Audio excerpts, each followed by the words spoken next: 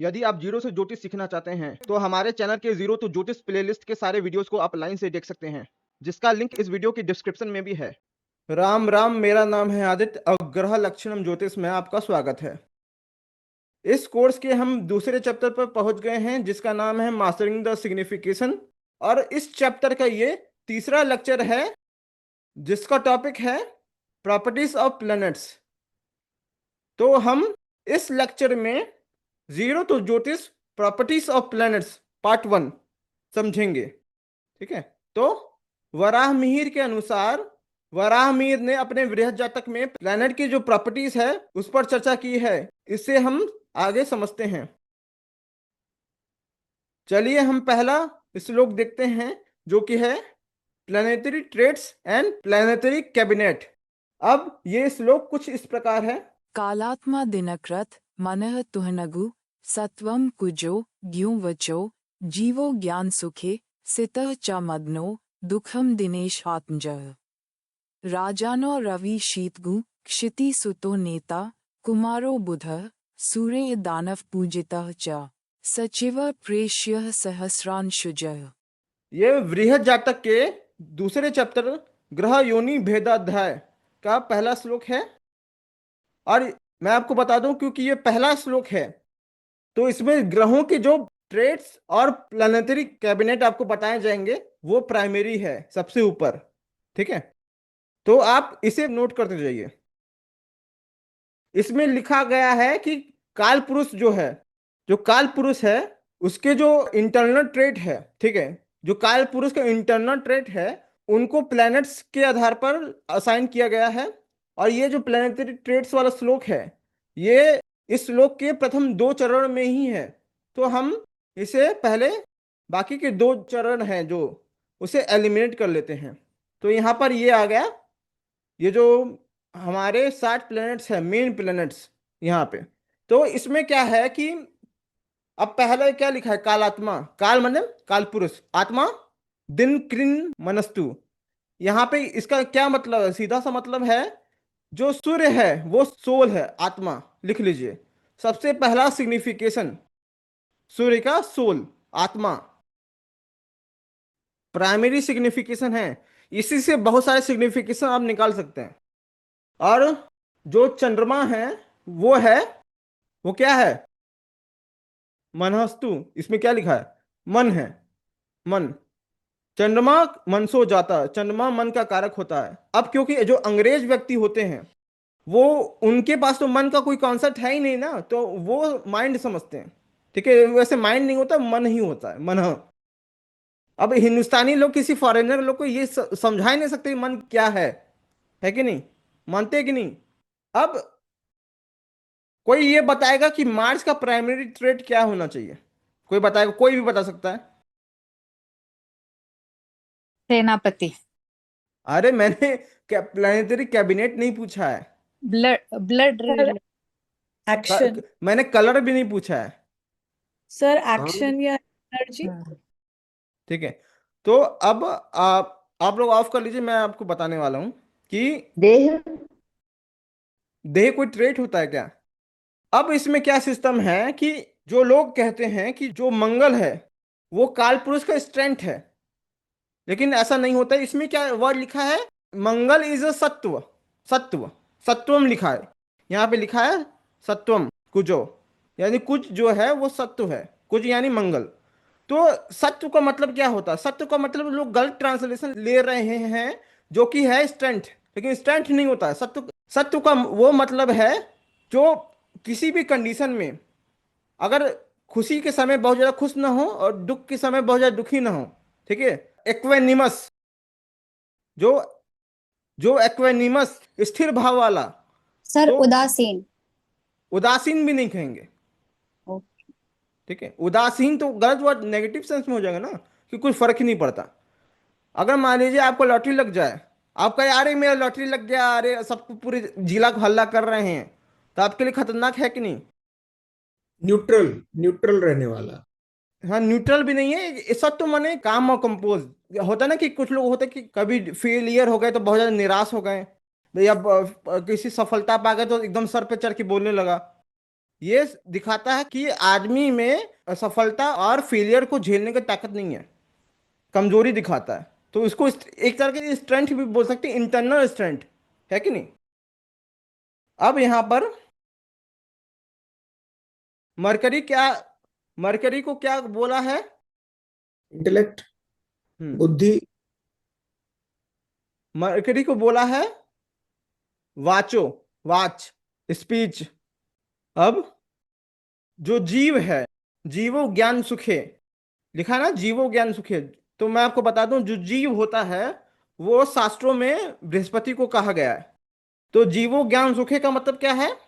तो जो जीव है वो नॉलेज और हैप्पीनेस दिखाता है, यानी ज्ञान सुखे, ज्ञान और सुख। अब एक नॉलेज, तो बहुत तरह का नॉलेज होता है, एक स्पिरिचुअल नॉलेज भी होता है जो परम सुख को दर्शाता है, वो भी जुपिटर ही दिखाता है। अब इसमें क्या लिखा है? जीवो ज्ञान सुखे सितश्च। सित का मतलब क्या होता है? Pure, white. और सित बोलते हैं शुक्र को।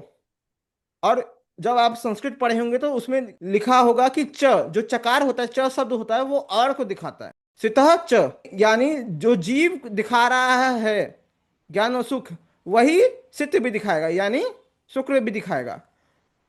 तो काल पुरुष का जो ट्रेट है वो शुक्र भी जुपिटर की तरह नॉलेज और हैप्पीनेस दिखाता है, और सेक्सुअल लव भी दिखाता है, सेक्सुअल ड्राइव भी दिखाता है शुक्र।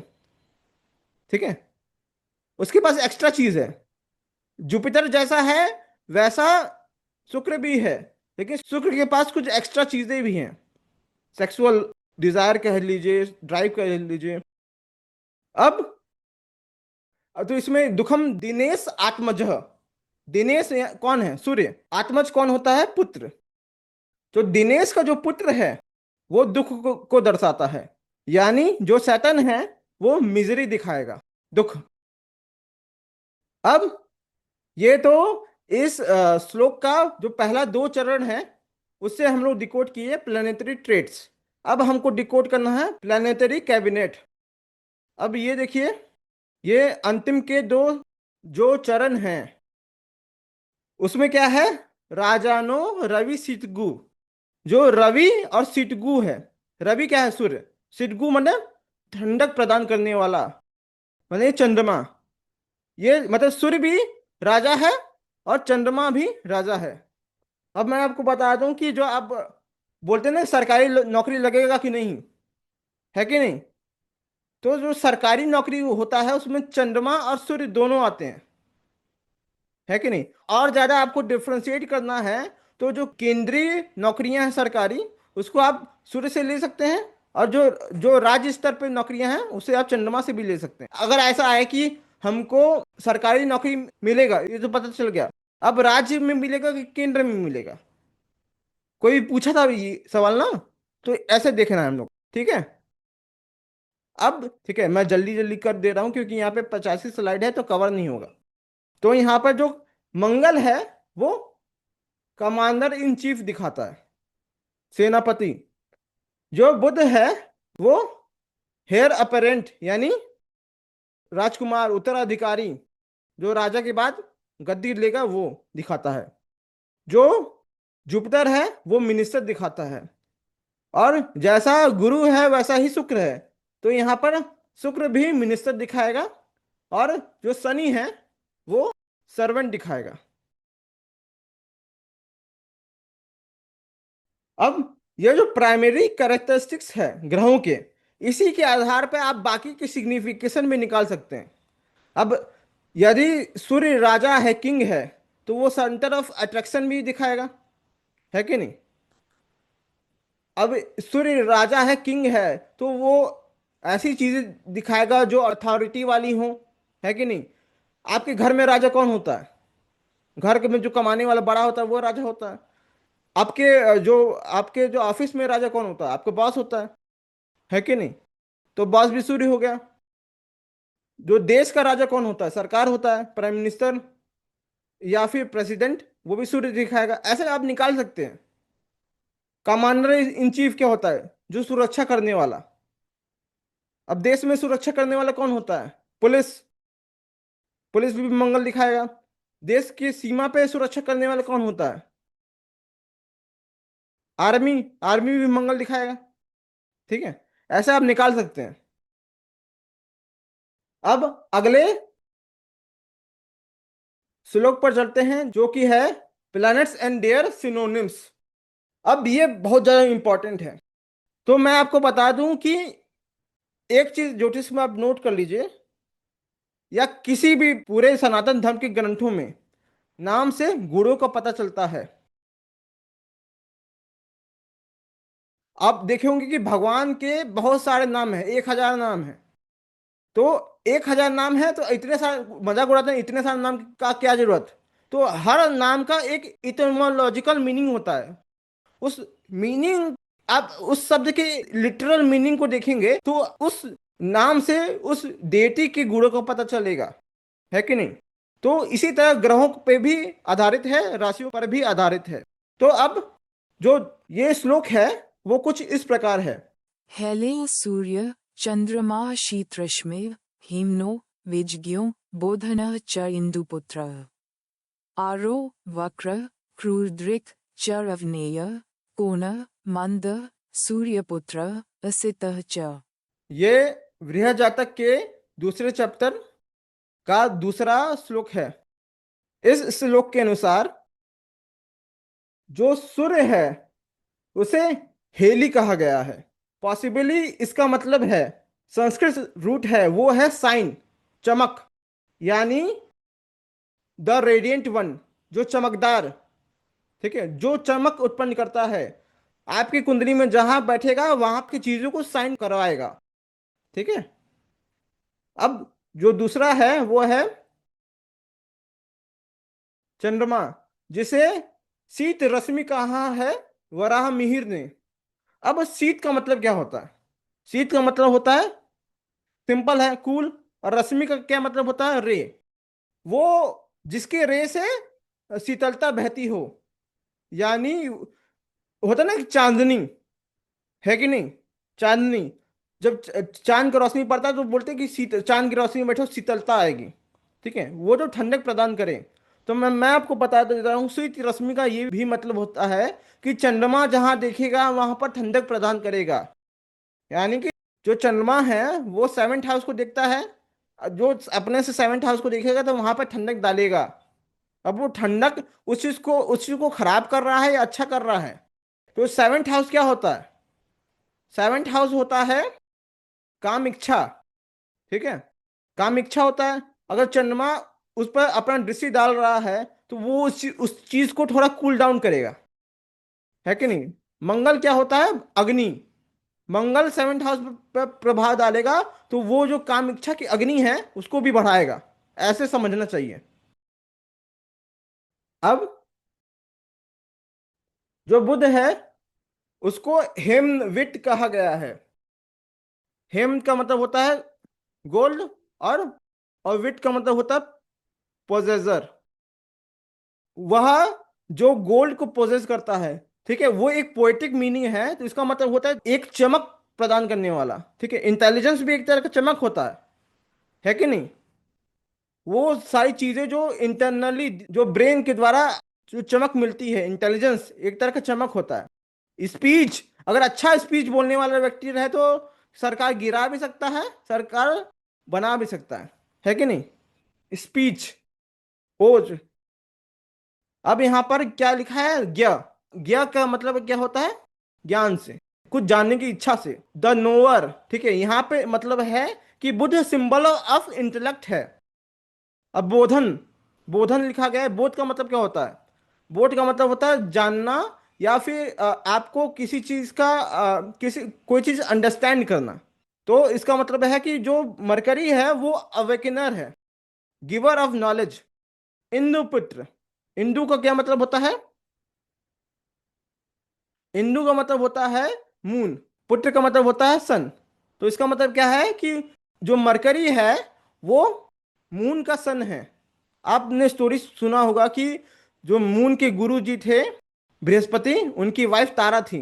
तो मून ने क्या किया, उनकी वाइफ को सेड्यूस कर लिया और उनसे बच्चा पैदा हुआ मरकरी। तो ये एक लंबी कहानी है, मैं आपको बाद में बताऊंगा कि अभी इस पे आएंगे हम लोग इस कहानी पे। अब जो चौथा है मंगल। अब इसका ये है आर, आर लिखा गया है। आर का मतलब क्या होता है? यहाँ पे आर का मतलब है स्ट्राइक से मतलब है, मूव करने वाला या स्ट्राइक करने वाला। तो इसमें क्या है कि मंगल का एक गुण है कि स्ट्राइकिंग, ठीक, अटैकर या फिर स्ट्राइकिंग ये होता है ना, सेनापति। तो मंगल के अंदर है कि अगर मंगल को कोई कुछ बोल दिया तो वो चढ़ के बैठ जाता है। अब आगे क्या है? क्रूर दृक है। अब कोई बताएगा कि क्रूर दृक का मतलब क्या होता है? वैसे लिखा भी तो है यहाँ पे ठीक है। तो क्रूर का मतलब होता है क्रूएल, फियर्स। और दृक का मतलब होता है साइट, दृष्टि। यानी जो व्यक्ति अग्रेसिव दृष्टि रखने वाला हो, जो क्रूएल दृष्टि रखने वाला हो, इसका यह मतलब भी होता है कि मंगल जहां भी देखेगा वहां पे क्रूरता डालेगा, क्रुएल्टी डालेगा। अब अवनय, अवनय क्या है? अवनी, अवनी आप नाम सुने होंगे ना, अवनी भूमि, ठीक है। और यहाँ पे ए का मतलब है जन्म लेने वाला, भूमि से जन्म लेने वाला, सन ऑफ अर्थ। इसका क्या मतलब है कि जो मंगल है वो अर्थ की चीजों को दर्शाएगा, यानी जमीन। जमीन जैसे हो गया, खेत हो गया आपका, जमीन है, प्रॉपर्टी है आपका, जमीन है कि नहीं? समझ रहे हैं? नाम से गुणों को पता चलता है, इतना बस ध्यान रखिए आप लोग। अब शनि देखिए। शनि का नाम एक कोण है, कोण। यहाँ पे लिखा है ना, कोणो मंद, यानी कोण। कोण का मतलब होता है एंगुलर। कोण का एक और मतलब होता है कोड़ी, यानी लंगड़ा। और इसको एसोसिएट किया गया है कि जो एंगुलर मोशन रखता हो, यानी लंगड़ा के चलता हो, इसको ये ऐसे भी समझ सकते हैं। या फिर मार्जिनलाइजेशन, जो बहुत दूर रहता हो। शनि सबसे दूर है ना, इसलिए तो धीमा चलता है। अब जो मंद, मंद का क्या मतलब है? स्लो या दल, तो जिसके अंदर चमक कम हो, चमक है ही नहीं, या स्लो है। तो सैटर्न क्योंकि स्लो ट्रांजिट करता है, इसलिए उसको मंद कहा जाता है। अब ये जो सबसे ज्यादा प्रचलित है, सिनोनिम्स है, सूर्यपुत्र। सूर्य का मतलब सन होता है, पुत्र का मतलब होता है सन, ठीक है, सन ऑफ सन, यानी सूर्य का बेटा। अब असित है। असित का क्या मतलब है? मैंने क्या बोला था? सित माने प्योर वाइट। असित का मतलब होता है नॉट प्योर, नॉट वाइट, यानी डार्क वन, ठीक है। जो काले काम होते हैं, अंधेरा, जो काले काम होते हैं अंधेरे में किया जाता है, उसे असित कहा जाता है। शनि को असित से रिप्रेजेंट किया जाता है। अब यहां पर ये देखिए, ये एक श्लोक आपका खत्म हो गया। अब ये तीसरा श्लोक आपके सामने है। जीव अंगिरा सुरगुरु वचसाम्पति इज्य शुक्रो भृगु भृगु सुत सित आस्फुजित च राहु तम अगु असुरः च शिखी इति केतु पर्यायम् अन्यत् उपलभ्य वद च लोकात्। ये बृहजातक के द्वितीय चैप्टर का तीसरा श्लोक है। और इस श्लोक के अनुसार जो जुपिटर है, उसका एक नाम क्या है? जीव। जीव का क्या मतलब होता है? लाइफ या लिविंग एंटिटी। तो मैं आपको बता दूं कि जो जीव है, जो जुपिटर है, वो गिवर और सस्टेनर ऑफ लाइफ है। तो ऐसा कौन सा चीज है जो हर जीवित प्राणी में होता है, जो हर जीवित प्राणी ग्रहण करता है? ऐसा कौन सा चीज है? सर सांस। हम्म। तो ये मैं आपको बता दूं, सांस में हम लोग क्या लेते हैं? कार्बन डाइऑक्साइड लेते हैं कि ऑक्सीजन लेते हैं कि क्या लेते हैं? ऑक्सीजन लेते हैं। ऑक्सीजन लेते हैं। अब ये बताइए, सांस में तो हम लोग सब कुछ लेते हैं, ठीक है। सांस में हम लोग कार्बन डाइऑक्साइड भी लेते हैं, ऑक्सीजन भी लेते हैं, जो भी रहता है हवा में सब खींच लेते हैं। लेकिन जो हम लोग एब्जॉर्व करते हैं वो ऑक्सीजन होता है। फेफड़े जो एब्जॉर्व करते हैं ना, वो ऑक्सीजन होता है, प्राणवायु। तो जुपिटर इज अ कारक ऑफ प्राणवायु, ऑक्सीजन। लिख लीजिए आप लोग। अब जुपिटर का एक और नाम है अंगिरा, ठीक है। अंगिरा एक सेज का नाम है, ठीक है। अंगिरा ऋषि जो है वो एक सेज है। तो यहाँ पर स्वयं अंगिरा ऋषि को रिफर किया गया है। तो मतलब क्या है कि जो जुपिटर है वो अंगिरा ऋषि का पुत्र है, ठीक है, डिसेंडेंट ऑफ अंगिरा ऋषि। अब सुर गुरु। अब मैं आपको बता दे रहा हूं कि सुर का मतलब होता है देव। तो जो, अब गुरु का क्या मतलब होता है, टीचर या प्रिसेप्टर, ठीक है। टीचर और प्रिसेप्टर ऑफ द गॉड। जो जुपिटर है, जो असली नॉलेजेबल पर्सन होता है, तो जो सबसे समाज के हाई एंड पे होते हैं वो उनका सम्मान करते हैं, ठीक है।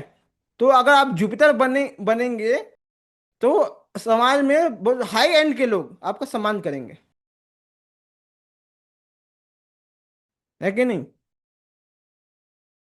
समाज के हाई एंड के लोग आपसे राय मशवरा लेना चाहेंगे।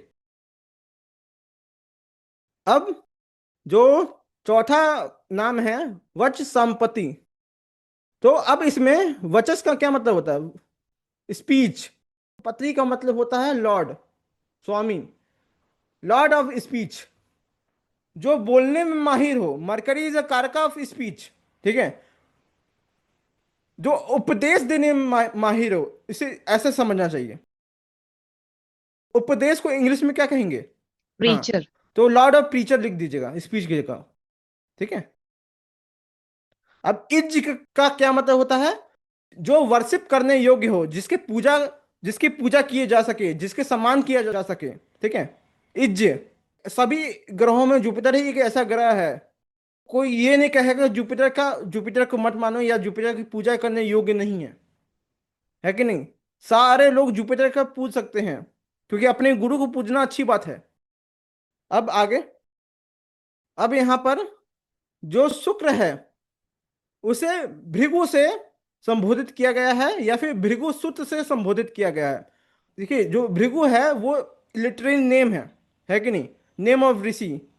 तो ये जो भृगु ऋषि है, उनको स्वयं भृगु ऋषि को रिफर किया गया है यहाँ पे। अब यहाँ पे भृगु सुत का मतलब है भृगु का बेटा। सुत का मतलब होता है बेटा, सन ऑफ सेज भृगु। तो यहाँ पे डिफाइन किया गया है कि जो भृगु ऋषि हैं उनका डिसेंडेंट है शुक्र, वीनस। अब यहां पर एक नाम आता है सित। सित सित का मतलब होता है white, pure, the bright one. जो मटमैला सफेद होता है वो चंद्रमा दिखाता है। जो एकदम प्योर वाइट सफेद होता है वो दिखाता है शुक्र। अब यहां पर एक और नाम है एस्फुजिट। पॉसिबली इसका मतलब स्फुट से लिया गया है, इसका मतलब है ब्लूम। एस्फुजिट का मतलब होता है कि जिसके रेडियंस से ब्लूमिंग रेडियंस, ठीक है, इसका ये मतलब है। अब आगे, अब राहु को तम कहा गया। तम माने अंधेरा, तमस, तामसिक चीजें। जितने भी प्रकार की तामसिक चीजें हैं, डार्कनेस वाली चीजें हैं, डार्क चीजें हैं, वो राहु दिखाता है। अब राहु को दो नाम दिया गया है वराहमिहिर द्वारा, अगु और असुर।